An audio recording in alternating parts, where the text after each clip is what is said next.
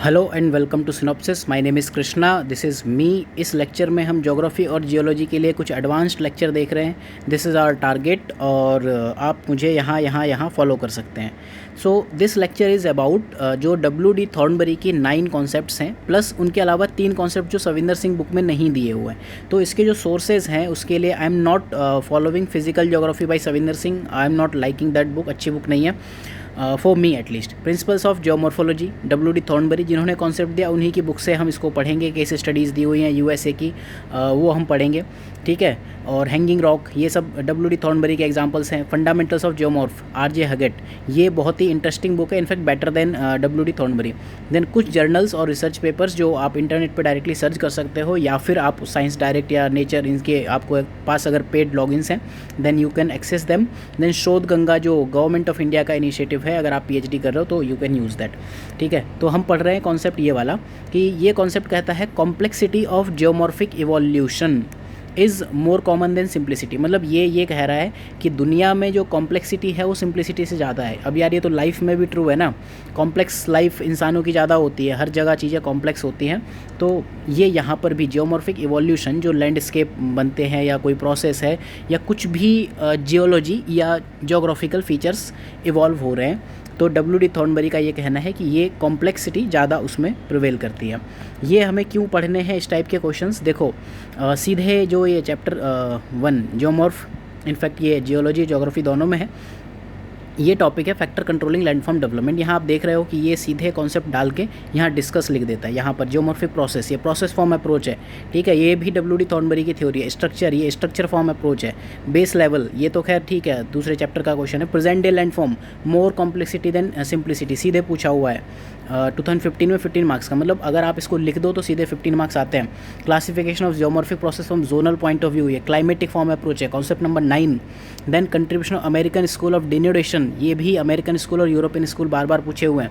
Geological structure, climate, ये वाला question climate वाला जो 2017 में पूछा है और 2015 में ऑलमोस्ट सेम है। बट इस 2017 में क्या किया कि अप्लाइड क्वेश्चन पूछ दिया। एवल्जन ऑफ चैनल होता है, चैनल अगर एक कोर्स फ्लो कर रही है तो वो कहीं अगर मुड़ जाती है, that is avulsion of channel, ठीक है। तो ये भी सविंदर सिंह में दिया हुआ है, इसके लिए आपको कोई अननेसेसरी इधर उधर ढूंढने की नीड नहीं है, बस बुक्स अच्छे से पढ़ो। क्लाइमेट, स्लोप ग्रेडियंट और रॉक स्ट्रक्चर, तो रॉक स्ट्रक्चर जो ये स्ट्रक्चर फॉर्म अप्रोच है, और क्लाइमेट, ये दो प्लस स्लोप ग्रेडियंट, तो तीनों चीज़ें आपको बताना है कि ये इसको इन्फ्लुएंस करती है। देन अगेन ए लैंडस्केप, डेविस का जो कॉन्सेप्ट है, और W.D. थॉर्नबरी, तो ये पूछा हुआ है। तो आपके लिए जो ये वाला एक पेज है क्वेश्चंस का, this is highly important. Apart from that, ये जो क्वेश्चन है साइकिल ऑफ इरोजन, इनमें और पॉलीसाइक्लिक कॉन्सेप्ट, इन सब में ये हाईली यूज़फुल है। तो लेक्चर एक बार समझते हैं। इंट्रोडक्शन, देखो कहे क्या रहा है, कॉम्प्लेक्सिटी ज़्यादा कॉमन है सिंप्लिसिटी से, ठीक है। तो अगर आपको साइकिल ऑफ इरोजन पता हो, नॉर्मली हम इसमें 2-3 बातें करेंगे। फैक्टर्स क्या है, रीजंस क्या है, इंट्रोडक्शन के बाद हम रीजंस पढ़ेंगे, ऐसे रीजंस क्या है, उसके बाद कुछ फैक्टर्स देखेंगे कि मोनो प्रोसेस, पॉली प्रोसेस क्या होता है, वन साइकिल, मल्टीपल साइकिल क्या होती हैं, और इसके अलावा जो और भी लैंडफॉर्म है लाइक रिस्ट्रिक्टेड लैंडफॉर्म। उसके बाद इवैल्यूएशन देखेंगे कि क्यों हमें, अगर ये कॉम्प्लेक्सिटी ही ज़्यादा कॉमन है तो फिर हम सिंप्लीफाई करके क्यों पढ़ते हैं। तो इंट्रोडक्शन, इसमें आप ये लिख सकते हो, जो जनरली इन जनरल क्या होता है, landform characteristic are explained based on most dominant controlling factor. जैसे अभी आपकी पॉलिटिकल पार्टीज़ हैं, एक राहुल गांधी नेता हैं, उनके नाम पर एक उनकी पूरी पार्टी चलती है, he is most dominant controlling factor. BJP में आपके जो मोस्ट डोमिनेंट कंट्रोलिंग फैक्टर हैं इस टाइम पर आपके प्रधानमंत्री हैं, तो उनके बेस पर ही पूरी पार्टी का चेहरा बताया जाता है। हालांकि पार्टियां आपस में काफ़ी अपने आप में काफ़ी कॉम्प्लेक्स हैं, लेकिन हमने क्या कहा, जनरली जो भी लैंडफॉर्म कैरेक्टरिस्टिक्स हैं वो मोस्ट डोमिनेंट कंट्रोल फैक्टर के बेस पर बताया जाता है। जैसे अगर जहाँ रिवराइन लैंडफॉर्म है, रिवर से बने हुए हैं, उसमें ऐसा नहीं है विंड के फीचर्स नहीं आ सकते, हवा का अपना हवा उड़ा के ला ही सकती है ना, वहाँ ग्लेशियर हो सकता है, वहाँ कुछ भी हो सकता है, लेकिन हम उनको डोमिनेंट कंट्रोल फैक्टर अगर रिवर है तो उसके बेस पर डिसाइड करेंगे। लेकिन सच ये है कि इन रियलिटी ज़्यादातर लैंडफॉर्म पॉलीफैक्टर हैं रेदर देन मोनोफैक्टर। प्रोसेस भी अलग हो सकते हैं, साइकिल्स भी अलग हो सकती है। तो जो ये क्रक्स है लैंडफॉर्म इवोल्यूशन का, that is still remaining unresolved. Reason समझते हैं कि क्यों इस टाइप की चीज़ें हैं। Successive cycle of erosion. पहले इसको हम एक बार फिगर से देख लेते हैं। साइकिल ऑफ इरोजन जो आपने नॉर्मल पढ़ी होगी, इनफैक्ट जीएस में भी पढ़ी होगी। यूथ स्टेज होती है, फिर मैच्योरिटी, फिर ओल्ड। अगर ये इस टाइप का है, माउंटेन की हाइट ऐसे है, पहले तो ये माउंटेन की मतलब अपलिफ्टमेंट हुआ यहाँ, इसके बाद ये घट रहा है, ठीक है। तो ये बेस लेवल तक धीरे धीरे आएगा, यहाँ तक इरोड करने की कोशिश करेगा। लेकिन साइकिल ऑफ इरोजन, सपोज इस पॉइंट पर वापस से अपलिफ्टमेंट हो गया, तो फिर अब ये दूसरी साइकिल ऑफ इरोजन स्टार्ट हो जाएगी। तो ये यहाँ पर है, यहाँ चल रहा था यूथ, मैच्योर, ओल्ड, कहीं भी हो सकता है। ये यूथ स्टेज में अपलिफ्टमेंट हो सकता है, मैच्योरिटी में, ओल्ड में। जैसे हिमालयाज़ हैं, लगातार उनका अपलिफ्टमेंट होता जा रहा है। जो 3 हिमालय की श्रेणी है, पहले हिमालयाज़ 1 बने जब तक वो अपलिफ्ट हो रहे थे, फिर इरोड होते उससे पहले दूसरे बन गए, फिर तीसरे बन गए। तो इस तरह से आपकी सक्सेसिव साइकिल ऑफ इरोजन चल रही है। तो यही साइक्लिक मॉडल ऑफ डेविस है। तो ये हो सकता है। तो ये कहता है कि इसकी वजह से कॉम्प्लेक्सिटी इन लैंडफॉर्म्स आती है। नॉर्मल अगर इरोजिव लैंडफॉर्म होता तो नॉर्मल रिवर एक वैली बनाती, लेकिन अब क्या किया इन्होंने, रिवर की वैली इन वैली टोपोग्राफी, इस टाइप की चीज़ें बन जाएंगी। जैसे हम यहाँ पर अगर फिगर देखें, एक साइकिल ऑफ इरोजन में, मतलब नॉर्मल रिवर ने, ये रिवर आपकी बह रही है, ठीक है। तो रिवर अगर इरोजन कर रही तो ये आपकी एक वैली बन गई थी यहाँ तक। बट यहाँ आप देखो T1 यहाँ तक वैली बनी, यहाँ हो गया अपलिफ्टमेंट, तो अब ये दूसरी वैली हुई, इसका तो फर्दर डाउन कटिंग हुई। लेकिन यहाँ पर तो ये 1 2 3 यहाँ 3 साइकिल्स ऑफ अपलिफ्टमेंट हो गए हैं। तो इसे हम कह रहे हैं पॉलीसाइक्लिक, ठीक है। तो इस तरह पेयर्ड रिवर टेरेसेस बन रहे हैं। तो ये आप देखो कि जो नॉर्मल कॉम्प्लेक्स, आपको मैं कहूँ रिवर वैली बना दो तो आप ऐसी बनाओगे, लेकिन ये इसके अलावा ये कौन सी रिवर वैली है, तो ये वाली रिवर वैली है, क्योंकि यहाँ पर सक्सेसिव साइकिल ऑफ इरोजन हो रहे हैं। इस वजह से आपके हो रही है ज़्यादा कॉम्प्लेक्सिटी इन लैंडफॉर्म। तो और एक चीज़ और है, जो प्रेजेंट लैंडफॉर्म है, एटलीस्ट अगर हम उनकी मैक्रो स्पेशल मेगा जियोमॉर्फोलॉजी पर लेवल पर बात करें, मतलब बड़े लेवल पर बात करें, जैसे हम पूरे डेक्कन पेनिनसुला की बात कर लें, तो वो पैलिम्पसेस्ट टोपोग्राफी है। पैलिम्पसेस्ट की मीनिंग होती है लिखो मिटाओ, लिखो मिटाओ, लिखो मिटाओ। मतलब डेवलपमेंट हो रहा है, फिर इरोजन हो रहा है, फिर डेवलपमेंट हो रहा है, फिर इरोजन हो रहा है। तो पैलिम्पसेस्ट टोपोग्राफी में आप देखोगे कि यहाँ एक साथ कई इरा के आपको रॉक्स देखने को मिलेंगी। तो इसको हम डिनोटेशन क्रोनोलॉजी में डिटेल में समझेंगे। पैलिम्पसेस्ट टोपोग्राफी अपने आप में एक टॉपिक है ज्योग्राफी के लिए, ठीक है। तो इसमें successive cycle of erosion, this is time dependent approach, क्योंकि ये WM डेविस की खुद की दी हुई है। Cyclic evolution of landform time dependent है। ये कहता है sequential change in landscape ecology with March of time. तो अब इशू क्या हुआ, ये तो सिंप्लिसिटी थी कि सिक्वेंशियल चेंज इन लैंडस्केप है, लेकिन टाइम के साथ जैसे ही अपलिफ्टमेंट हो गया वहाँ पर कॉम्प्लेक्सिटी आ गई। तो ये मेन बात कहता है। एग्जाम्पल आपके हैं पेनिनसुलर इंडिया में आपका नॉर्मली क्या, यहाँ पर लावा फ्लो हुआ था, तो यहाँ आपके वेस्टर्न घाट बन गए, यहाँ पर आपका एक प्लेट्यू टाइप बना, लेकिन उसका इरोजन हुआ, वापस से उसमें अपलिफ्टमेंट हो रहा है, इरोजन हो रहा है। तो ये मल्टीपल टाइम्स ये चीज़ चल रही है। तो अल्टीमेटली क्या हुआ, पॉलीसाइक्लिक रिलीफ फीचर आपको दिखते हैं, मल्टीपल साइकिल्स हो गई हैं। डिफरेंशियल इरोजन आपको दिखता है कई जगह पर, डिफरेंट एलिवेशन पर, कहीं ज़्यादा इरोजन हुआ है, कहीं कम इरोजन हुआ है। डिफरेंशियल या डिफरेंट इरोजन आपका कैसे होगा, हार्ड रॉक का इरोजन, अगर हार्डनेस बढ़ेगी तो इरोजन घट जाएगा, अगर रॉक सॉफ्ट है तो इरोजन आपका ईजिली होगा। तो ये फिगर हम देख चुके हैं, आप ये फिगर इजीली बना सकते हो। पैलिम्पसेस्ट पर हम वापस आएंगे। दूसरा क्या है कि सेवरल जियोमॉर्फिक प्रोसेस, कई सारे जियोमॉर्फिक प्रोसेस एक सिंगल साइकिल के टाइम पर ही वर्क कर सकते हैं। जैसे हमने ये बात की कि साइकिल अभी अपलिफ्टमेंट नहीं हुआ, सपोज़ ये माउंटेन हिमालयाज़ बन गए, अब यहाँ बन गए, ठीक है। अब माउंटेन का इरोजन हो रहा है, ठीक, लेकिन अभी अपलिफ्टमेंट हो जाता तो ये दूसरी साइकिल स्टार्ट हो जाती। लेकिन हम कह रहे हैं कि इसी साइकिल में ही एक से ज़्यादा जियोमॉर्फिक प्रोसेस होने लगे। डेविस ने कहा था रिवर फ्लो हो रही है, तो रिवर के अलावा भी दूसरी चीज़ हो सकती है। जैसे डेजर्ट एरिया में वहाँ विंड का लैंडफॉर्म हो सकता है, ठीक है। फ्लूवियो ग्लेशियल लैंडफॉर्म यहाँ आपको बनते हुए दिखेंगे, यहाँ पर दिखेंगे अलग, यहाँ डिपोजिशनल लैंडफॉर्म बनेंगे ग्लेशियल के, यहाँ इरोजनल लैंडफॉर्म टाइप बनते हुए दिखेंगे। तो क्योंकि साइकिल प्लस प्रोसेस ये भी ऐड हो सकते हैं, तो इस वजह से भी आपके कई जियोमॉर्फिक प्रोसेस आते हैं, उसकी वजह से कॉम्प्लेक्सिटी आती है। इसको हम प्रोसेस फॉर्म अप्रोच कहते हैं, जो कॉन्सेप्ट नंबर 1 था। प्रोसेस फॉर्म अप्रोच ये कहता है इंडिविजुअल प्रोसेस इतना सफिशिएंट है, कॉम्पिटेंट एनफ है कि अपने ओन कैरेक्टरिस्टिक लैंडफॉर्म बना ले। तो इंडिविजुअल प्रोसेस सफिशिएंट था, लेकिन जब आपके प्रोसेस ही फ्लूवियो डेजर्ट में विंड का भी काम हो रहा है, रिवर का भी काम हो रहा है, लेकिन यहाँ पर डेजर्ट में हम क्या कहते हैं, wind is the most dominant geomorphic process, लेकिन फ्लूवियल प्रोसेस कभी कभी ओकेजनली हाई हो जाते हैं। जैसे आपकी ओकेजनल रेनफॉर्म हुई, बहुत ज़्यादा टेम्परेचर हो गया, प्लाया लेक से एवेपोरेशन हुआ, बारिश हुई और यहाँ पर ये रेनफॉल हो गई, हाइड्रोलॉजिकल साइकिल यहाँ चल गई और यहाँ पर फिर इरोजन होने लगा। तो बाजदा और प्लाया इस टाइप के लैंडफॉर्म्स आपको बनने लगेंगे। कैनियन है, रेजिस्टेंट रॉक कैप है, जो ये हार्ड रॉक है, ये रेसिस्टेंट है। जहाँ हार्ड नहीं है वहाँ ये इरोजन हो जाएगा, इसको हम वाडी कहते हैं, ठीक है। ये प्लेट्यू हो गया। कैनियन एक रिवर, मतलब एक्सटेंडेड गॉर्ज को हम कैनियन कहते हैं। गॉर्ज और कैनियन क्या होते हैं ये हम रिवर में पढ़ चुके हैं। ये बट होता है और मेसा, मेसा और बट में आप डायमेंशन का डिफरेंस देख रहे होगे। मेसा भी एक आइसोलेटेड लैंडफॉर्म है, यहाँ आप देख रहे हो, और बट भी एक आइसोलेटेड लैंडफॉर्म है। मेसा ये है और बट ये है, दोनों लेकिन साइज़ का डिफरेंस है। मेसा ये है तो बट ये है। देन प्लाया लेक, इसके अलावा ये है, इन चीज़ों को हम अभी जब डिटेल में पढ़ेंगे, बाजदा, प्लाया, पेडिमेंट, ये क्या होते हैं, पेडिमेंट इनफैक्ट पेडिमेंट, पेनीप्लेन, ये सब चीज़ें काफ़ी इंपॉर्टेंट हैं ज्योग्राफी में, तो यहाँ आप बस नाम रट लो। स्पेशल वेरिएशन होते हैं लैंडफॉर्म कंट्रोलिंग फैक्टर में, कई सारी जैसे फैक्टर्स हैं, जैसे आपकी स्ट्रक्चर फॉर्म अप्रोच है, जैसे आपने ये कहा लैंडफॉर्म, रॉक मेरी यहाँ से लेके यहाँ तक है, फाइन। अब या डेक्कन पेनिनसुला में सपोज़ ये पूरा आपने कहा कि ये एक डेक्कन पेनिनसुला का पार्ट है, लेकिन यहाँ जैसी स्ट्रक्चर है, स्ट्रक्चर मतलब lithology, geological structure, hardness, softness, chemical structure, physical structure, अगर वो यहाँ ऐसी है तो A can not be equal to B exactly. इस वजह से आपके स्पेशल वेरिएशन आते हैं और उस वजह से आपके जो है कॉम्प्लेक्सिटी इंट्रोड्यूस होती है लैंडफॉर्म्स में, तो ये तीसरा रीज़न है। Then fourth reason is tectonic event.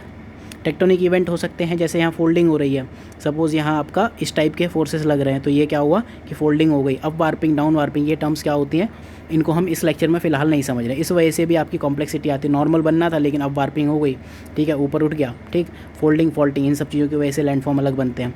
जैसे अप वार्पिंग से क्या होता है, यहाँ पर नॉर्मल था, ये आपका ओल्डेस्ट स्ट्रेटा, ये डोम बन गया ऊपर, ठीक है, अप वार्पिंग ऊपर को आ गया, ठीक है। डाउन वार्पिंग है तो यहाँ पर आपका ये बन जाएगा, एक बेसिन बन जाएगा, ठीक है। तो ये जब अप वार्पिंग डाउन वार्पिंग पढ़ेंगे वहाँ पर हम इसको डिस्कस करेंगे। इसके अलावा बेस लेवल ऑफ इरोजन में भी चेंज हो सकते हैं, ठीक, कि जो आपका सी लेवल है, बेस लेवल ऑफ इरोजन क्या है, सपोज़ यही बेस हाइट है तो maximum base level of erosion, mountain कितना भी आपका अपलिफ्ट हो जाए लेकिन ये यहीं तक ही इरोड कर सकता है। लेकिन फॉर एग्जांपल आपका सी लेवल ही नीचा हो गया तो ये अपने आप में आपको दिख रहा होगा साइकिल ऑफ इरोजन, नई साइकिल नहीं चली, लेकिन यहाँ इसे एक अपलिफ्टमेंट के बेस मिल गया, तो नया बेस लेवल ऑफ इरोजन आ गया यहाँ पर, ठीक है। तो अब आपका सी लेवल ही घट गया तो यहाँ एक नई साइकिल ऑफ इरोजन स्टार्ट हो जाएगी, ठीक है। यहाँ निक पॉइंट बन जाएंगे, निक पॉइंट ऐसा होता है, ये फिर इस टाइप से बनता है, ठीक है। सपोज़ अगर आपका यहाँ लैंडफॉर्म ये साइकिल फाइन चल रही थी, यहाँ आपका सी लेवल राइज हो गया तो अब यहाँ पर है, तो अब ये इस एरिया में क्या होगा, अब आप खुद सोच सकते हो यहाँ क्या होगा, यहाँ एक न्यू साइकिल ऑफ इरोजन आएगी, ये आपका क्या होगा, रिजोवनेशन का एक टाइप हो गया। तो नेगेटिव मतलब fall in sea level, positive rise in sea level, इनकी वजह से सक्सेसिव साइकिल ऑफ इरोजन होती हैं। इसी तरह से पॉलीक्लाइमेटिक लैंडस्केप्स भी होते हैं।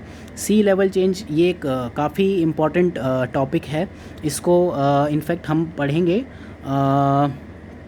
जब ओशनोग्राफी में सी लेवल पढ़ेंगे वहाँ पर। तो हॉरबर्ग ने इन्हीं सारे रीजंस के बेस पर क्लासिफिकेशन ऑफ लैंडस्केप किए थे। सिंपल एंड कंपाउंड ये हैं बेस्ड ऑन प्रोसेस, कि मोनो प्रोसेस है तो सिंपल है, मतलब एक ही प्रोसेस, ओनली रिवर ही इरोजन कर रही है। कंपाउंड प्रोसेस मतलब रिवर भी है, विंड भी है, ग्लेशियर, मतलब एक से ज़्यादा, ठीक। देन मोनोसाइक्लिक एंड मल्टीसाइक्लिक या पॉलीसाइक्लिक, ये दूसरा टाइप है। देन एक्ज्यूम्ड या रिस्ट्रिक्टेड, मतलब ऐसे जिनका पहले मतलब लैंडफॉर्म बना था और विद टाइम वो धंस गए लेकिन बाद में उनका अपलिफ्टमेंट हो गया, या ये वाला जो कवर था ये उड़ गया तो वापस से इनका इरोजन हो गया। तो ये 5 टाइप के हैं, पढ़ते हैं।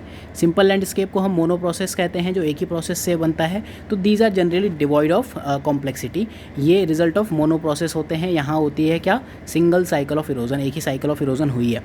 लेकिन जो सिंपल लैंडस्केप है वो सिंगल जियोमॉर्फिक प्रोसेस का ही रिजल्ट नहीं है। जैसे हमने बात की थी अभी, एक कितना भी सिंपल लैंडस्केप हो, वहाँ ज़रूरी नहीं जहाँ रिवर है तो रिवर ही हो, लेकिन फॉर जनरलाइजेशन हम मोस्ट डोमिनेंट प्रोसेस ले लेते हैं। नहीं तो पढ़ोगे कैसे आप, अभी स्टडी कैसे करोगे। जैसे हम उसको कहते हैं फ्लूवियल लैंडस्केप। तो सच ये है कि जो मोनो प्रोसेस लैंडफॉर्म्स हैं वो आपके कहीं ना कहीं क्लाइमेटिक जियोमॉर्फोलॉजी, जो एलसी पेल्टियर का है 1950 में, जो उन्होंने कॉन्सेप्ट दिया था कि each climatic type produces its own characteristic assemblies on landform. Concept number जो 9 है उनका, उस कॉन्सेप्ट नंबर 9 को हम पढ़ेंगे। अपार्ट फ्रॉम दैट इसको हम मोर्फोजेनेटिक रीजन्स भी कहते हैं। तो ये हुआ आपका सिंपल लैंडस्केप या मोनो प्रोसेस था। देन कंपाउंड लैंडस्केप यानी कि पॉली प्रोसेस। तो ये आप समझ रहे होंगे कि जो कंपाउंड लैंडस्केप हैं ये ज़्यादा कॉमन होंगे रियलिटी में, ठीक है। यहाँ एक से ज़्यादा जियोमॉर्फिक प्रोसेस चल रहे हैं, ठीक। प्रोसेस क्या होते हैं अगर इसको हम समझेंगे तो इसके लिए एक नया लेक्चर आएगा ही। प्रोसेस फॉर्म अप्रोच एक थ्योरी है। एंडोजेनेटिक प्रोसेस होते हैं और एक्सोजेनेटिक प्रोसेस होते हैं। देन जो आपके एक्सोजेनेटिक हैं उसमें इरोजनल फीचर्स अलग अलग हो सकते हैं, फाइन। तो लैंडस्केप जैसे आपके विस्कॉन्सियन एज, अब ये WD थॉर्नबरी में दिया हुआ है ठीक है, ये केस स्टडी वहाँ की है। ग्लेशियल ज्योमॉर्फिक फीचर आपके हायर अल्टीट्यूड पे आपको ग्लेशियल ज्योमॉर्फिक फीचर्स दिखते हैं, और लोअर लेवल पर अगर आप बात करो तो यहाँ फ्लूवियल रिवर के दिखते हैं, क्योंकि यहाँ ग्लेशियर मेल्ट होते रहेंगे तो फिर यहाँ रिवर बनेगी। तो ये कई जगह आपको कंपाउंड लैंडस्केप यहाँ ऐसे देखने को मिलते हैं। फ्लूवियल प्लस ग्रेविटी हो रही है, मास मूवमेंट चल रहा है, यहाँ रिवर भी है, यहाँ सडनली ये रॉक गिर गई नीचे, मास मूवमेंट हो गया, तो ये कंपाउंड है। अब monocyclic landscape, this is not versus. Monocyclic landscape क्या है? जो एक ही सिंगल साइकिल ऑफ इरोजन में हो। तो सिंगल साइकिल ऑफ इरोजन भी कम कॉमन है, क्योंकि कहीं ना कहीं upliftment, up warping, down warping कुछ ना कुछ होता ही रहता है, रिजुवनेशन हो जाता है। रिजुवनेशन मतलब राइज इन बेस लेवल, ठीक है। माउंटेन आपकी ये धरती है, नॉर्मली चल रहा है, अभी इसका राइज हो गया, this is known as rejuvenation, ठीक है। मोस्ट सिंपल टर्म में रिजुवनेशन यही होता है। सपोज आपका माउंटेन है, या आपका स्टेज 1 है, देन स्टेज 2 पर इसकी हाइट ये है, स्टेज 3 पर हाइट ये है, या सडनली इसकी हाइट इंक्रीज़ हो गई, जैसे अपलाशिन में हमने देखा था, ठीक है। तो वो आपका रिजुवनेशन होता है, ठीक। तो सिंगल साइकिल ऑफ इरोजन के जो हैं, दीज आर लेस कॉमन। ये आपके कोस्टल प्लेन्स के आसपास तो पॉसिबल हो सकते हैं, क्योंकि वहाँ पर अगर आपकी मल्टी साइकिल ऑफ इरोजन होंगी भी तो ओशियन वेव्स उसको वॉश करके निकल गई होंगी। तो इसके लिए कंडीशन क्या है कि सेवरल फेजेस ऑफ इमरजेंस और सबमर्जेंस नहीं होने चाहिए। और जो मोनोसाइक्लिक हैं ये मोस्टली अंटार्कटिका में मिलते हैं, क्योंकि वहाँ ग्लेशियर ही है हमेशा से। पॉलीसाइक्लिक लैंडफॉर्म की बात करें, ठीक है, तो WD थॉर्नबरी सीधे इसके लिए कहते हैं मच, ये लाइन आप सीधे रट सकते हो, much if not most of the world's topography bears the imprint of more than one period of erosion, ठीक है। मोस्टली जितना है, मतलब काफ़ी सारी ऐसी टोपोग्राफी है जहाँ एक से ज़्यादा पीरियड के इरोजन मिलते हैं, और जो पुराने हैं उनमें जो जिनमें कई साइकिल ऑफ इरोजन हो चुके उनमें रेलिक फीचर ही मिलते हैं। जैसे अभी आपका इंडिया में क्या है, राजस्थान में अरावली है, USA में आपका वो है अपलाशियन है, तो यहाँ पर क्या है, रेलिक फीचर ही उनके मिलते हैं। हिमालयाज़ में अभी सिंगल साइकिल ऑफ इरोजन चल रही है, तो हिमालयाज़ के जो लैंडफॉर्म हैं वो आपके मोनोसाइक्लिक टाइप दिखेंगे। हालांकि हिमालयाज़ में भी एंटीसीडेंट रिवर वैली आपको दिखने लगी हैं, ठीक है। तो इतना मोनोसाइक्लिक आप हिमालयाज़ को परफेक्टली नहीं कह सकते हो। लेकिन यहाँ पर क्या है, succeeding phase of cycle erosion, लगातार अपलिफ्टमेंट हो रहा है, फिर इरोजन हो रहा है, फिर अपलिफ्टमेंट हो रहा है, फिर इरोजन हो रहा है, ठीक है। इनको पॉलीसाइक्लिक लैंडस्केप आप कैसे आइडेंटिफाई करोगे? कुछ डायग्नोस्टिक और रिप्रेजेंटेटिव लैंडफॉर्म होते हैं, तो इनको हम एक बार अलग लेक्चर में समझेंगे जब ये आएगा, डायग्नोस्टिक लैंडफॉर्म्स क्या होते हैं। जैसे मैंने अपलाशियन में आपको बताया था कि अपलाशियन का अपलिफ्टमेंट हुआ, अपलाशियन बने, फिर उसका इरोजन हुआ, ये यहाँ पर हो गया, अब ये इरोजन होकर ये फर्स्ट साइकिल ऑफ इरोजन चल रही है, स्कूल ही था। देन इसके बाद इसका सेकंड अपलिफ्टमेंट हुआ, तो ये सेकंड साइकिल ऑफ, ये फर्स्ट साइकिल ऑफ अपलिफ्टमेंट है, ये फर्स्ट साइकिल ऑफ इरोजन है, ये सेकंड साइकिल ऑफ अपलिफ्टमेंट है, ये सेकंड साइकिल ऑफ इरोजन है, हैरिसबर्ग है। देन इसके बाद ये थर्ड अपलिफ्टमेंट और third erosion, this is Somerville है, ठीक है। रिजोवनेटेड वैलीज़ जिनकी 3 टियर टेरेसेस हैं, जैसे इंडिया में एग्जांपल है दामोदर वैली और नर्मदा वैली। दामोदर वैली अगर आप एग्जांपल के साथ याद रखना चाहो तो राजोप्पा इन हज़ारीबाग एक लोकेशन है, और यहाँ पर नर्मदा वैली। तो ये आपको टर्म याद रखनी चाहिए मैप पॉइंट ऑफ व्यू से, इनको आप देख लेना हज़ारीबाग प्लेट्यू में कहाँ पड़ता है राजोप्पा, ठीक है। साथ में जो मोनो और पॉलीसाइक्लिक हैं ये आपके सिंपल या कंपाउंड भी हो सकते हैं, मतलब यहाँ साइकिल तो हो ही रही है, इसके अलावा ये किसने कह दिया कि यहाँ सिर्फ पॉलीसाइक्लिक है तो पॉली प्रोसेस नहीं हो सकता है? तो ये तो हमेशा ही हो सकता है, तो और ज़्यादा कॉम्प्लेक्सिटी आ जाएगी। देन इसके बाद आपका आता है एक्सह्यूम्ड या फिर रिस्ट्रिक्टेड लैंडफॉर्म। जैसे कि मैंने बताया, कोई एक लैंडफॉर्म बना, वो किसी वजह से धंस गया, buried beneath a cover mass of ignition sedimentary origin. जैसे आप क्राकटोआ आइलैंड का पढ़ते हो, ये एक अच्छी केस स्टडी आती है जब आप सेकेंडरी साइकिल ऑफ डेवलपमेंट आप पढ़ते हो उसका स्पीसीज़ का, वहाँ आप क्राकटोआ आइलैंड का समझते हो। इंडोनेशिया के आसपास एक ये आइलैंड है, यहाँ पर कई बार वॉल्केनिक एक्टिविटी होती है तो पूरा उससे कवर हो जाता है। बाद में धीरे धीरे लेटर एक्सपोज होता है रिमूवल ऑफ कवर और डिनोडेशन प्रोसेस की वजह से। जैसे इसका बेस्ट एग्जांपल है हैंगिंग रॉक। हैंगिंग रॉक है ये वाली, ये हैंगिंग रॉक आपको दिख रही है। तो ये वाला पार्ट है ना, इसको ये जो रिवर है बावाश रिवर, इसको उसने इरोड कर दिया। इसकी अगर आपको लोकेशन याद रखनी है, लैग्रो इंडियाना के पास है USA में, और यहाँ पर एक्सह्यूम्ड सिल्यूरियन बायोहर्म या रीफ है। बायोहर्म क्या होते हैं ये आपको अगर मालूम है तो कमेंट में बता सकते हो, नहीं तो इसको हम आगे पढ़ेंगे कहीं ना कहीं, ठीक है। इसी तरह जो ये वावास रिवर है, इसने जो वैली अपनी बनाई हुई है वो भी एक्सह्यूम्ड और रिस्ट्रिक्टेड लैंडफॉर्म का एक क्लासिकल एग्जाम्पल है। तो इंडिया में भी ऐसे बहुत से लैंड फॉर्म्स थे, लैंडस्केप थे जो पेनिनसुलर इंडिया में धंस गए थे क्रेटेशियस वल्केनिसिटी के टाइम पर, और अब इंडिया में भी कुछ ऐसे एरिया हैं जो आपके लावा कवर से अब उनका इरोजन हो गया, तो अब एक्सह्यूम्ड होते जा रहे हैं। जैसे अगर मैं इसको आपको फिगर से समझाऊँ, मान लो ये रेड कलर का एक ये ओरिजिनल लैंड फॉर्म है, ठीक। अब यहाँ पर हुई वॉल्केनिक एक्टिविटी, तो अब ये पूरा आपका कवर हो गया, फाइन, ये हो गया पूरा कवर, ठीक। अब आप अगर ये कहो कि यहाँ पर अब वापस इरोजन होने लगा, तो क्या होगा, ये पार्ट उड़ेगा, ये पार्ट उड़ेगा, ये पार्ट उड़ेगा। अल्टीमेटली आप देखोगे कि यहाँ इस एरिया तक तो ये ब्लू ब्लू है, यहाँ रेड पार्ट दिखने लगेगा। इस पार्ट को हम कहेंगे एक्सह्यूम्ड सरफेस, ठीक है। तो इसी तरह से ये एक जो आपकी वैली है, सॉरी ये हैंगिंग रॉक है, ये इसी का एक एग्जांपल है। देन इवेल्युएशन कि हम क्यों मोनोप्रोसेस या सिंपल लैंडफॉर्म नहीं पढ़ते हैं, सॉरी पढ़ते हैं, उसका रीज़न है कि आपको मैकेनिज़्म समझना पड़ेगा। अगर आप एक साथ ही सारे प्रोसेस सारे मैकेनिज़्म डाल दोगे, जब तक आप सिंगल प्रोसेस नहीं पढ़ोगे, जब तक आप कॉम्प्लेक्स प्रोसेस तो नहीं ही समझ पाओगे। सो ये एक एकेडमिक पॉइंट ऑफ व्यू से इंपॉर्टेंट है, प्लस आपकी अंडरस्टैंडिंग बढ़ाने के लिए, सब्जेक्ट को बढ़ाने के लिए दिस इज़ इंपॉर्टेंट। तो ये WD थॉर्नबरी की उनकी अपनी बुक है। So thank you for watching, my name is Krishna and these are our targets, ये synopsisias.in, यहाँ पर आप रजिस्टर कर सकते हो। दिस इज़ IAS के लिए general telegram group, this is geography optional, this is geology optional, this is institute की वेबसाइट, तो यू कैन सी यहाँ ऑप्शनल्स अवेलेबल हैं। 2021 के लिए optional classroom is also available and 2020 के लिए भी optional classrooms are available. So thank you for watching. I hope कि आपको ये लेक्चर समझ में आया होगा। If yes then please tell me in comment section. So have a good day.